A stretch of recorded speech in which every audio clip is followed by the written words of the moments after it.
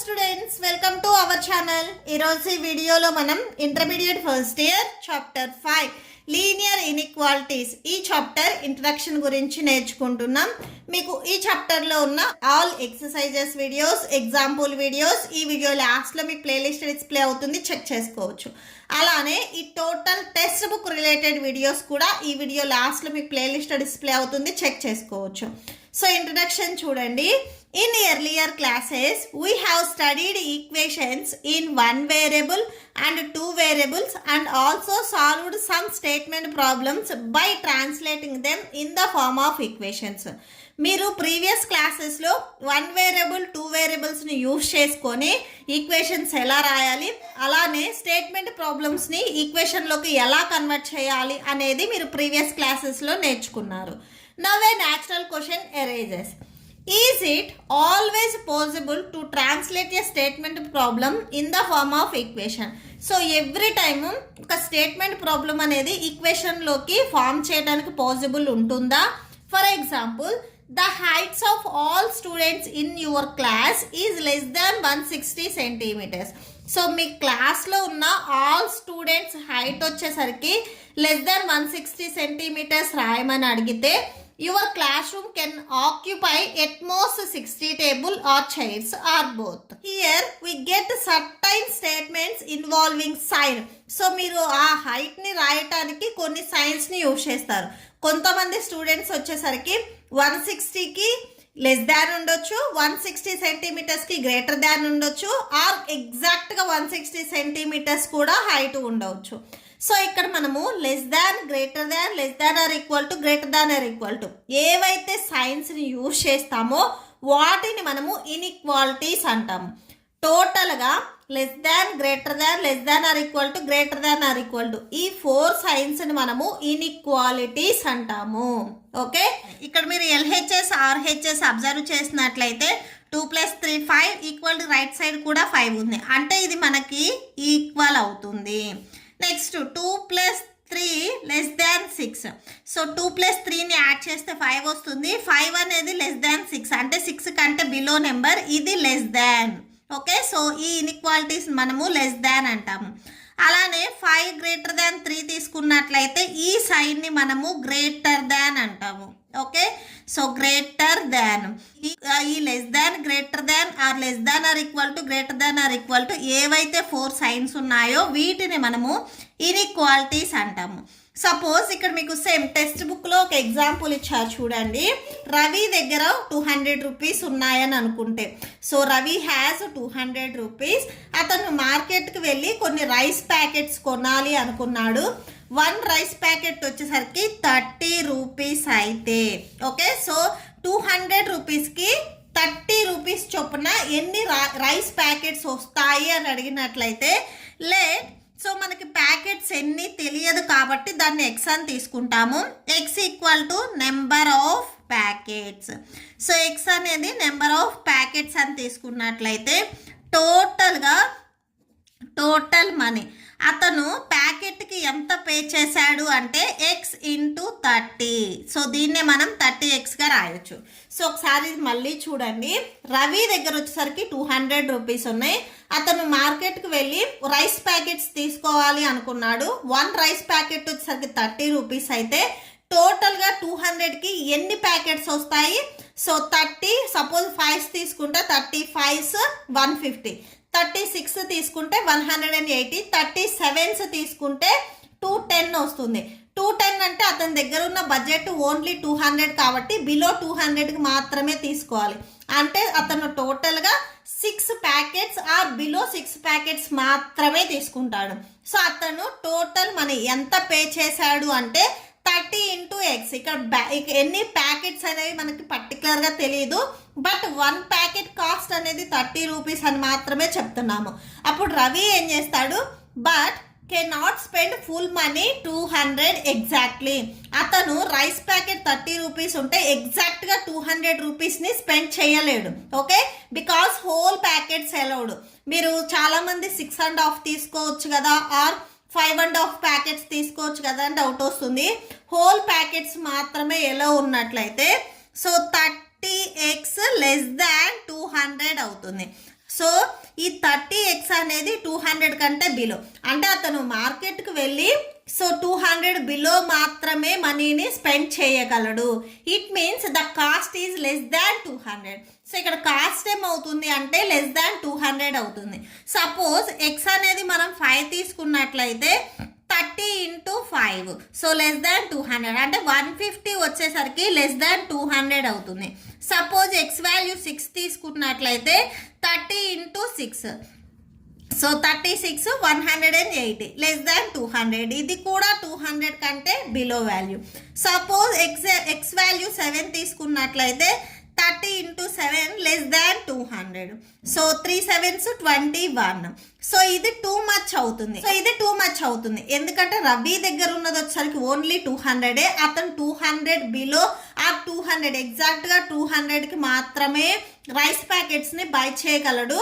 So ఎబోని by చెయ్యలేడు కాబట్టి so maximum number of packets వచ్చేసరికి మనకి 6 అవుతుంది. ఓకే, సో ఇక్కడ మనకు సింపుల్ ఐడియా ఎలా గుర్తుపెట్టుకోవాలి అంటే ఈక్వేషన్ అంటే సో ఈక్వేషన్ మీన్స్ ఎగ్జాక్ట్గా ఈక్వల్ అవ్వటం. అదే ఇన్ఈక్వాలిటీ అంటే నాట్ ఈక్వల్. సో ఇన్ఈక్వాలిటీ అంటే not equal. Inequality so inequality అంటే నాట్ ఈక్వల్ అని, అంటే లెస్ దాన్ అయినా ఉండొచ్చు ఆర్ గ్రేటర్ దాన్ అయినా కానీ ఉండొచ్చు. ఓకే, సో ఈక్వేషన్ అంటే ఎగ్జాక్ట్గా ఈక్వల్ అవ్వాలి. So exact equal.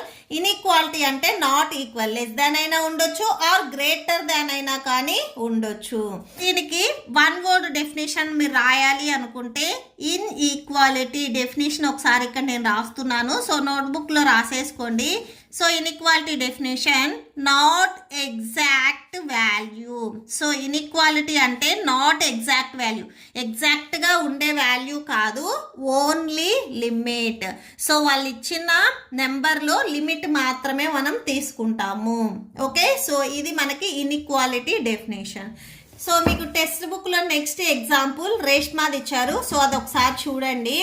So Reshma వాళ్ళ మదర్ రేష్మాకి 120 రూపీస్ ఇచ్చి ఈ 120 రూపీస్లోనే సో నీకు ఏదైతే వర్క్ చేసుకోవడానికి రిజిస్టర్ అండ్ పెన్ ఉన్నాయో సో అవి తీసుకొని రమ్మని చెప్పారు. సో రేష్మా ఇప్పుడు ఏం చేస్తుంది, ఆ 120 రూపీస్లోనే రిజిస్టర్ అండ్ పెన్స్ తెచ్చుకోవాలి. సపోజ్ షాప్కి వెళ్ళి 1 రిజిస్టర్ కాస్ట్ అడిగింది అనుకోండి. 1 రిజిస్టర్ కాస్ట్ వచ్చేసరికి 40 రూపీస్. అలానే 1 పెన్ కాస్ట్ వచ్చేసరికి 20 రూపీస్ అయితే సో అప్పుడు రేష్మా ఆలోచిస్తుంది, 1 రిజిస్టర్ అండ్ 1 పెన్ తీసుకున్నట్లయితే సో 1 రిజిస్టర్ వచ్చేసరికి 40 రూపీస్ అండ్ 1 పెన్ వచ్చేసరికి 20 రూపీస్, టోటల్గా 60 రూపీస్ కాస్ట్ అవుతుంది. సో అమ్మ ఒప్పుకుంటుంది, ఎందుకంటే 120 రూపీస్లో తనని ఖర్చు చేయమని చెప్పింది. సో 120 కంటే ఈ 60 అనేది లెస్ దాన్ కాబట్టి సో అమ్మ ఒప్పుకుంటుంది. సో అలానే కేస్ 2 చూసినట్లయితే సో ఇప్పుడు కేస్ 2, ఇది కేస్ 1 అనుకోండి. సో ఇప్పుడు కేస్ 2 చూద్దాము. సపోజ్ 2 రిజిస్టర్స్ అండ్ 2 పెన్స్ తీసుకున్నట్లయితే okay. So 1 register cost 40 rupees, 2 registers అయితే 80 అండ్ 1 పెన్ 20, 2 పెన్స్ అయితే 40. So 80 plus 40 120. సో ఇది కూడా ఓకే, ఇది కూడా అమ్మ ఒప్పుకుంటుంది. నెక్స్ట్ సపోజ్ కేస్ 3 వచ్చేసరికి కేస్ 3లో 3 రిజిస్టర్స్ అండ్ 1 పెన్ తీసుకున్నట్లయితే సో 3 రిజిస్టర్స్ అంటే 1 రిజిస్టర్ 40 అయితే 3 రిజిస్టర్స్ 120 ప్లస్ 1 పెన్ 20, ఇది 140 రూపీస్ అవుతుంది. సో మా అమ్మ ఇచ్చింది 120 రూపీసే, బట్ ఇక్కడ మనకి కేస్ 3లో వచ్చేసరికి 140 రూపీస్ అయింది. సో అమ్మ నో చెప్తుంది. సో ఇక్కడ రేష్మా ఏం నేర్చుకుంటుంది అంటే రేష్మా 120 రూపీస్ కంటే ఎక్కువ ఖర్చు చేయకూడదు అనేది తను నేర్చుకుంటుంది. మెయిన్ ఏంటంటే సో ఇక్కడ వాళ్ళు ఏదైతే లిమిట్ చెప్పారో ఆ లిమిట్కి బిలో అయినా ఉండాలి కానీ ఎబో అయితే ఉండకూడదు. దీన్నే మనము మ్యాథ్స్లో ఎలా రాస్తాము అంటే రిజిస్టర్ని వచ్చేసరికి నేను ఎక్స్ అని తీసుకుంటున్నాను అండ్ పెన్ వచ్చేసరికి నేను వై అని తీసుకుంటున్నాను. సో పెన్ వచ్చేసరికి వై, రిజిస్టర్ని ఎక్స్ తీసుకున్నట్లయితే total 40 rupees into 1 register. So 40x and next so y వచ్చేసరికి 20 రూపీస్, పెన్ వచ్చేసరికి 20 రూపీస్ కాబట్టి 20y. సో ఒక రిజిస్టర్ అండ్ ఒక పెన్ను తీసుకున్నట్లయితే ఆ వాల్యూ అనేది 120 కంటే బిలో వాల్యూ అయినా అవుతుంది, 120కి ఈక్వల్ అయినా అవుతుంది, కానీ ఎబో అయితే అవ్వదు. సో మ్యాథమెటిక్స్లో ఈక్వేషన్ని మనం ఇలా రాస్తాము. సో ఇక్కడ మనకి ఇన్ఈక్వాలిటీ డెఫినేషన్ ఒకసారి చూడండి. Definition: an inequality is a statement that compares two numbers. So two numbers ni compare cheyatam or expressions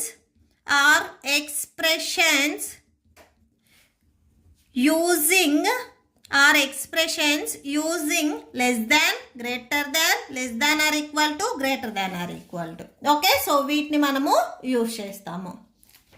okay, so ఇక్కడ మీకు డెఫినేషన్ 1 అని ఇచ్చారు చూడండి, ఇదే. నెక్స్ట్ దీనికి ఇక్కడ కొన్ని ఎగ్జాంపుల్స్ ఇచ్చారు. సో ఆ ఎగ్జాంపుల్స్ కూడా ఒకసారి చూద్దాము. వేరియబుల్ ఎక్స్తో ఇచ్చారు, వేరియబుల్ ఎక్స్ అండ్ వైతో ఇచ్చారు. సో ఇవి ఒకసారి చూద్దాం మనం.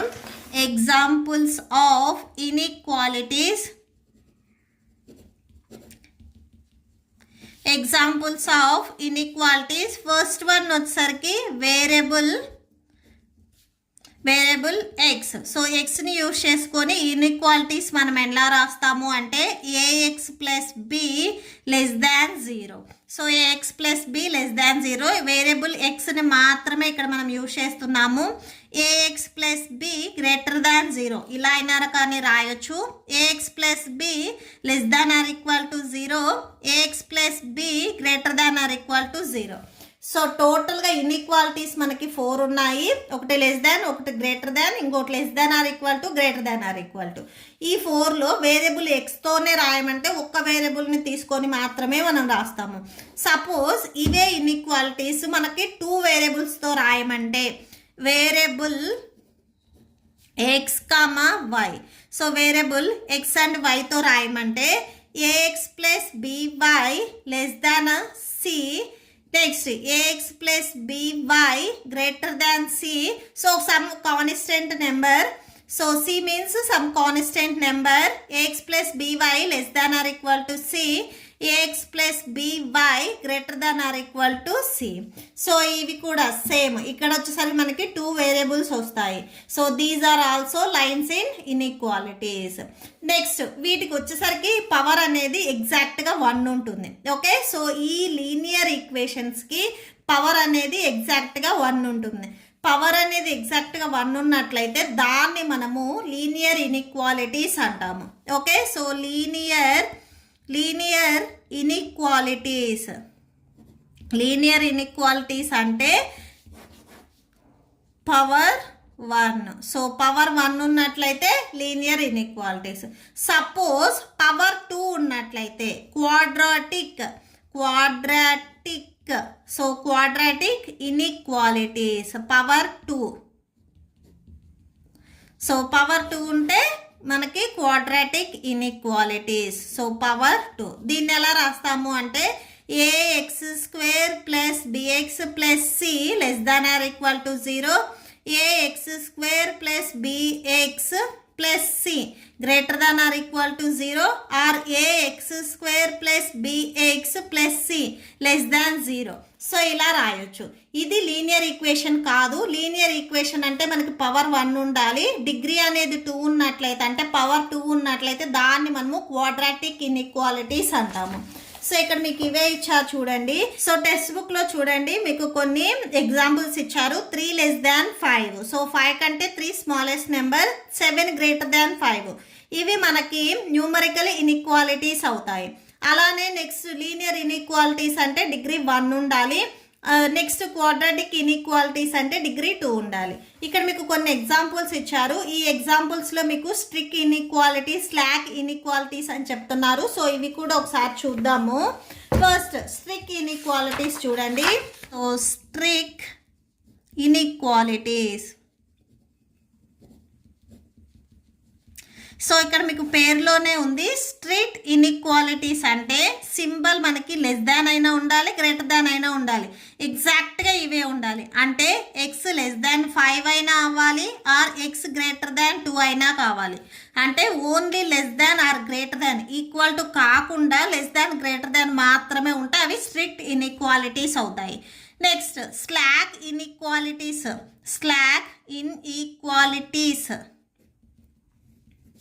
స్లాక్ ఇన్ఈక్వాలిటీస్ చూడండి, less than or equal to or greater than or equal to ఉంటే వీటిని మనము స్లాక్ ఇన్ఈక్వాలిటీస్ అంటాము. అంటే x less than or equal to 5, x greater than or equal to 2 ఇలా ఉంటే మనము స్లాక్ ఇన్ఈక్వాలిటీస్ అంటాము. నోట్ పాయింట్ ఒకసారి చూడండి, ఇక్కడ పవర్ 1 ఉంటే మనం లీనియర్ అని చెప్తాము, పవర్ 2 ఉన్నట్లయితే అది క్వాడ్రాటిక్ అని చెప్తాము. సో ఇక్కడ మనకి స్ట్రిక్ట్ ఇన్ఈక్వాలిటీస్ ఏంటంటే only less than greater than మాత్రమే ఉంటే అవి స్ట్రిక్ట్ ఇన్ఈక్వాలిటీస్ అవుతాయి. Less than or equal to greater than or equal to ఉన్నట్లయితే అవి మనకి స్లాక్ ఇన్ఈక్వాలిటీస్ అవుతాయి. ఓకే, నెక్స్ట్ లీనియర్ అంటేనేమో డిగ్రీ 1, నాన్ లీనియర్ అంటే గ్రేటర్ దాన్ 1 అంటే 2 కానీ 3 కానీ ఉంటే వాటిని మనము నాట్ లీనియర్ అని చెప్తాము. నెక్స్ట్ ఇక్కడ ఇంకా మీకు టెక్స్ట్ బుక్లో కొన్ని ఎగ్జాంపుల్స్ ఇచ్చారు.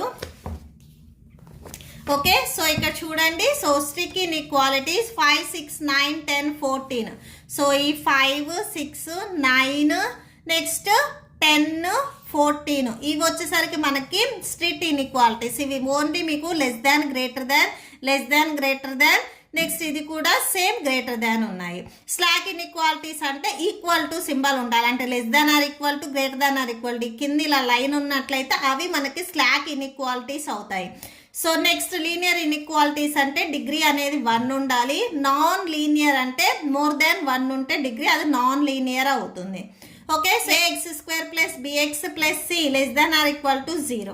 సో ఇక్కడ డిగ్రీ అనేది 2 ఉంది కాబట్టి ఇది నాన్ లీనియర్ అవుతుంది, అంటే క్వాడ్రాటిక్ ఇన్ఈక్వాలిటీ అవుతుంది.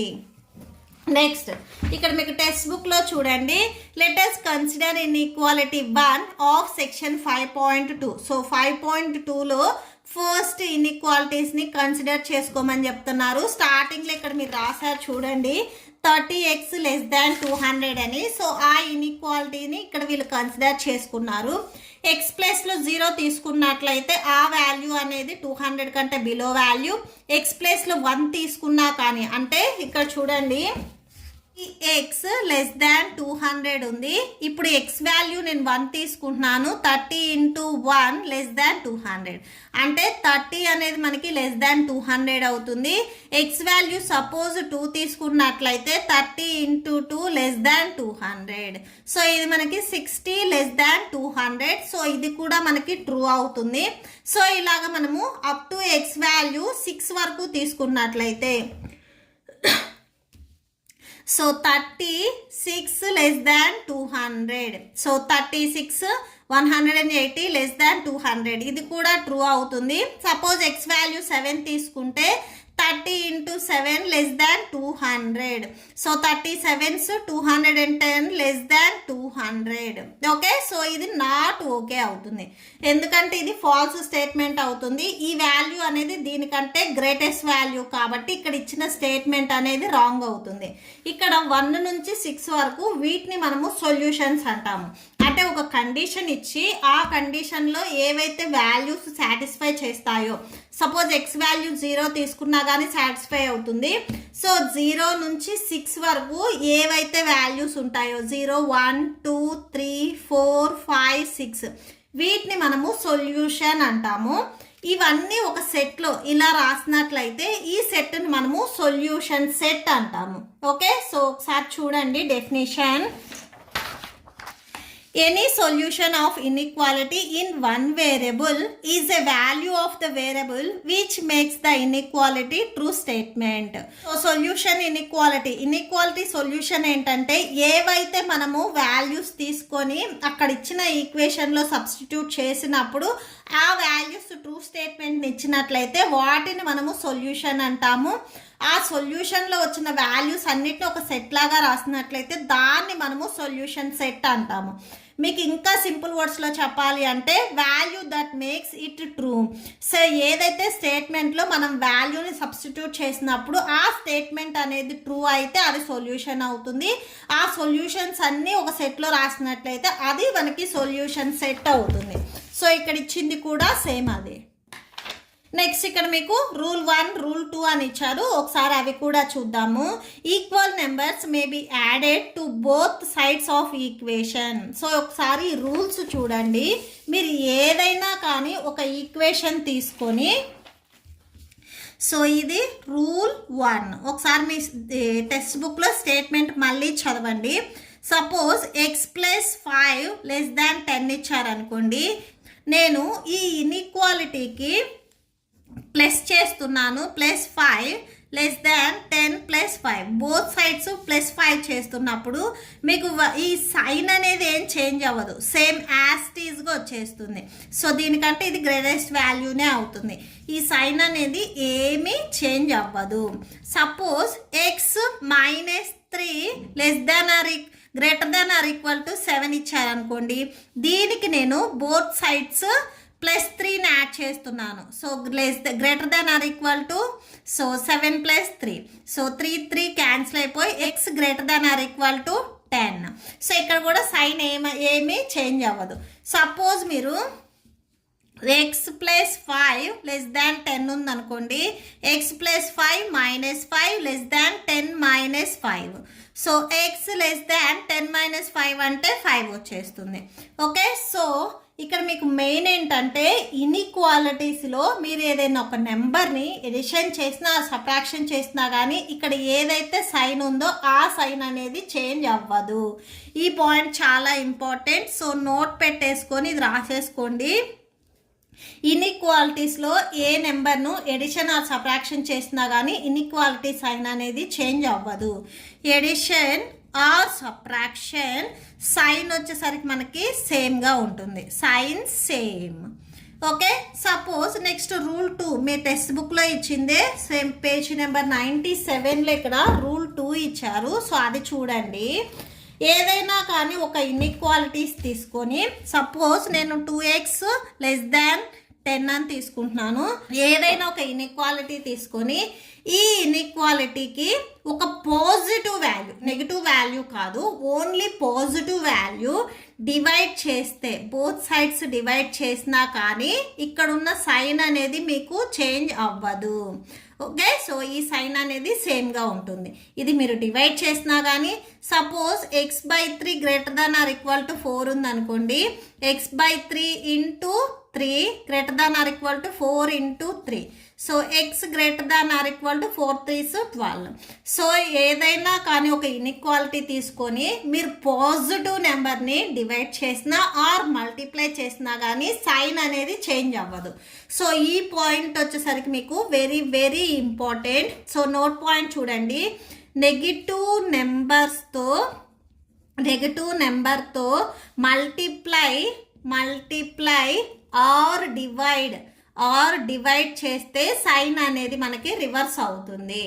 పాజిటివ్ నెంబర్ తీసుకుంటే సేమ్ సైన్ వస్తుంది, అదే నెగిటివ్ నెంబర్ తీసుకుంటే మనకి సైన్ అనేది రివర్స్ అవుతుంది. సేమ్ ఇదే ఈక్వేషన్కి సపోజ్ నేను -2x < 10 తీసుకున్నాను. ఇప్పుడు -2తో డివైడ్ చేస్తున్నాను. డివైడ్ చేసినప్పుడు -2x / -2 < 10/-2.